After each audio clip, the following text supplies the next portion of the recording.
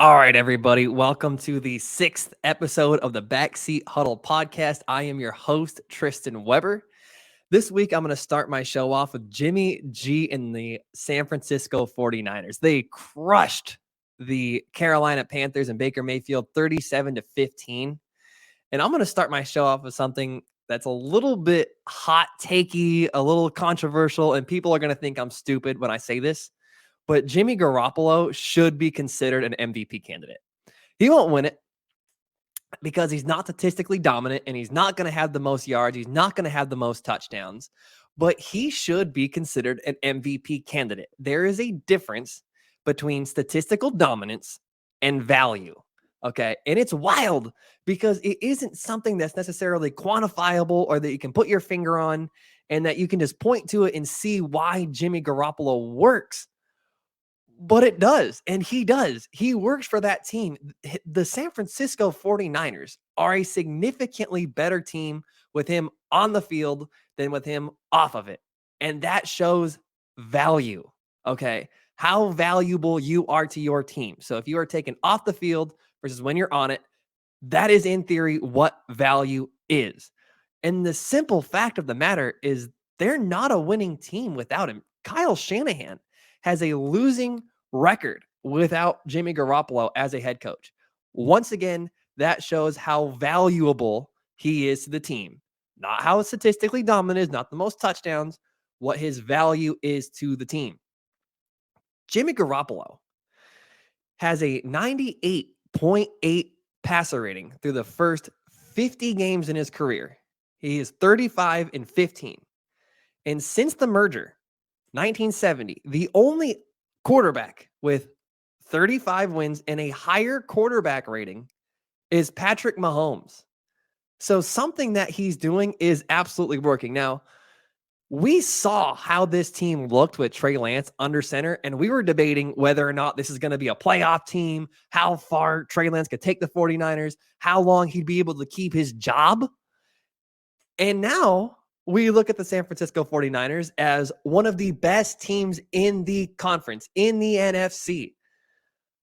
Name one team right now you think the San Francisco 49ers just can't beat. They can't beat them. There's nobody. They have a chance to beat anyone in the NFL, and it is directly related to who they have under center. In the games that Trey Lance has started, forget about winning. They struggled to score. They average 11 points per game in these obviously small sample size that he has started. The San Francisco 49ers average 11 points per game. In the 2021 season, with Jimmy Garoppolo starting most games, they averaged 25 points per game. That is 2 touchdowns. When it comes to betting lines, most players in the NFL are not worth even a single point. Some are worth half a point. Most quarterbacks end up being worth between 4 to 6 points. Right now, Jimmy Garoppolo versus Trey Lance is worth 14 points. Your value to your team is 2 entire touchdowns. That is exactly what value is. And I think what's going on with the Dallas Cowboys is actually an excellent example of what the value of Jimmy G is.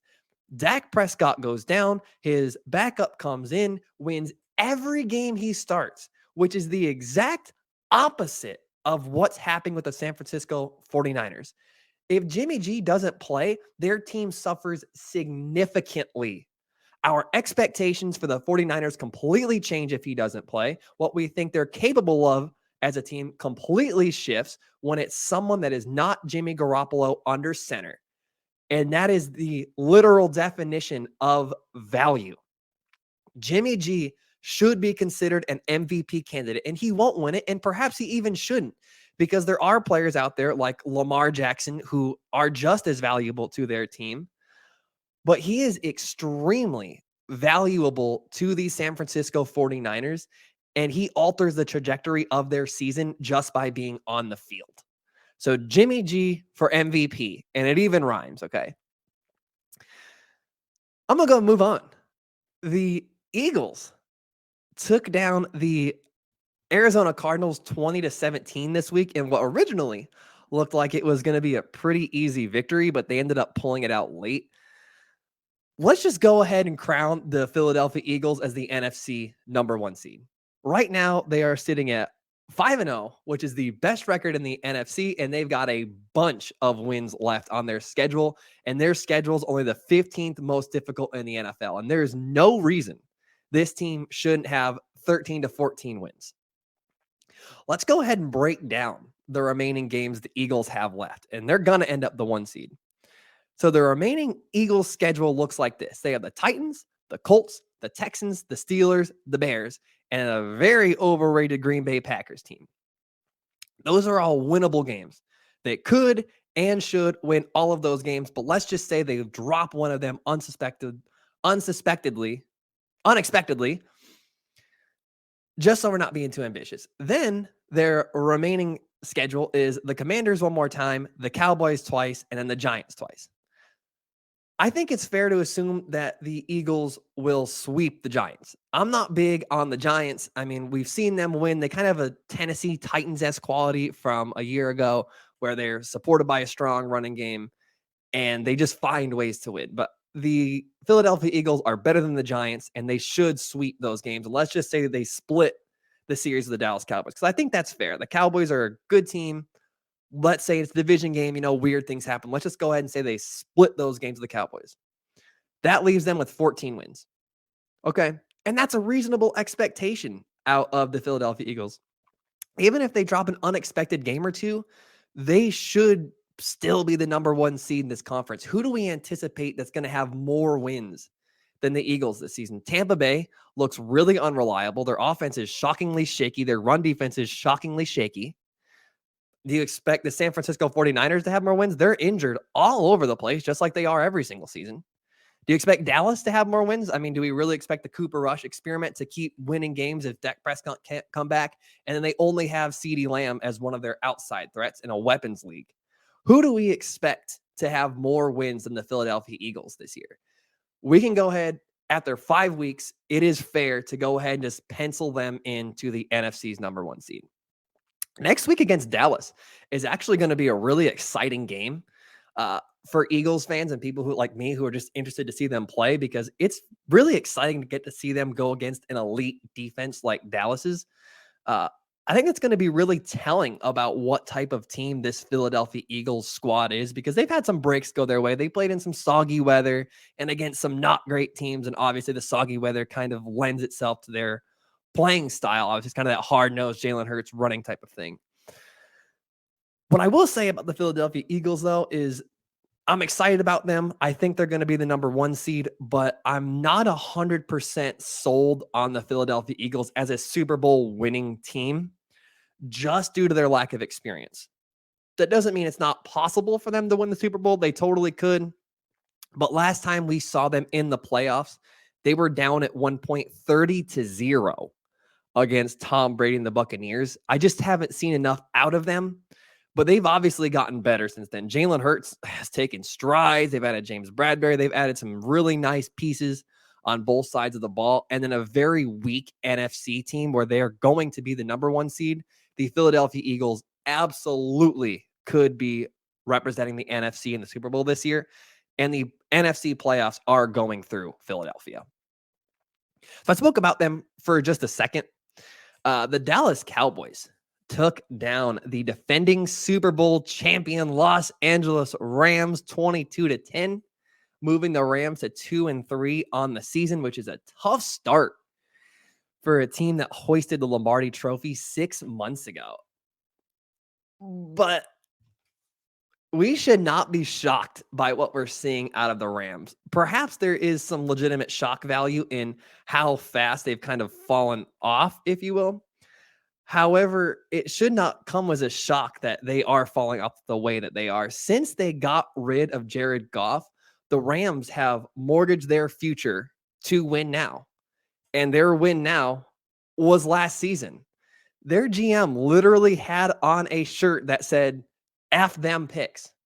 That mindset does not lend itself to longevity. And why would it? It just doesn't. And don't get me wrong, the Rams won. They went all in. They pushed all their chips to the table And they won. They won big last season, but we're seeing the cost of that right now. They have no depth. They don't have a second pass rusher beyond Aaron Donald. They don't have a second pass catcher beyond Cooper Kupp. I mean, they got Tyler Higbee, but they don't have a second wide receiver beyond Cooper Kupp, and they don't have a second good to great offensive line beyond Rob Havenstein. I bet if the Los Angeles Rams had, maybe a first round pick or a second round pick or two, they might actually have the depth that they need to be able to get through injury-filled seasons like this one. But alternatively, if they had all those first-round picks, they might not have a Super Bowl win either. So what happened with the Los Angeles Rams is they gambled. Last season, they gambled. They gambled everything for a win now mode, and they won. They mortgaged their future on that, and they won. And this offseason, they continued to gamble. They gambled with letting Von Miller go. They gambled with letting OBJ walk, at least we think, and they gambled with running with Joe Noteboom after Andrew Whitworth retired. And those gambles just didn't work out. But that's the risk that they decided to take when they started building their team the way that they did. When they gambled on Jalen Ramsey, when they gambled on Von Miller, when they gambled on OBJ, they won. And now they gambled and they lost. And we're seeing the effects of that. And that's okay, because the way the Rams have been doing business worked out for them in the short term. They won the Super Bowl last season. But when those gambles end up not working out, see Allen Robinson, your weaknesses start to become significantly more noticeable. And it's very fair not to expect them to be necessarily the same team that they were last season, which is a trap I fell into. I thought they were going to repeat. But the Rams weren't a juggernaut last season. They were a remarkably healthy team at the end of last season. I mean, they had Cam Akers and Robert Woods out, but they were remarkably healthy. They got hot at the right time, and they were Super Bowl worthy, and they won the Super Bowl. And it's almost the exact same story as what happened with the Tampa Bay Buccaneers in 2020. They weren't a juggernaut. They're just a really good team that got hot at the right time and was very healthy at the end of the season. And it happens. The Rams gambled and won a Super Bowl, and now we're seeing them gamble and lose, and they will figure it out eventually. The coach is way too good. The GM, Les Snead, is way too good. Matthew Stafford is way too good. He's not looking good right now, but he is a Super Bowl winning potential Hall of Fame quarterback. He's got a lot of records, and they'll figure it out. But for right now, they're not a Super Bowl contending team, and that's okay, because the Rams pushed all of their chips to the center of the table, and they won. It's just hard to do that over and over and over again. The Rams will figure it out, but they gambled and won. Now they've gambled and lost. On the other side of that game, it's time to admit Dak Prescott is a little bit overrated. Perhaps significantly, perhaps insignificantly, depending on where you fall in the argument. But he is at least a little bit overrated, and it's time to admit he's just not a top 10 quarterback. He's somewhere in the 12 to 15 range, and that's where he's always been. There's always been stats and figures to back it up. If you take out Dak Prescott's rookie season, he is 40-32. He is only 8 games over 500, and that's in what's mostly been a very dysfunctional division in the NFC East. And he has a losing record against playoff teams, winning teams, and there's plenty of reasons to talk about why Dak Prescott is just not quite as good as He's not quite as good as people say he is. However, Dak Prescott's backup going 4-0 while he's out is the cherry on top of all the Dak Prescott is overrated arguments. To steal something that I learned from Colin Cowherd, quarterbacks are either tractors or they're trailers. They either pull the team or the team pulls them. And it's time to admit with true evidence, Cooper Rush going 4-0, the team pulls Dak Prescott, just as they pulled Cooper Rush to 4 straight wins. What truly great NFL quarterback do we feel could get injured and their backup quarterback could come in and go 4-0 under any circumstances?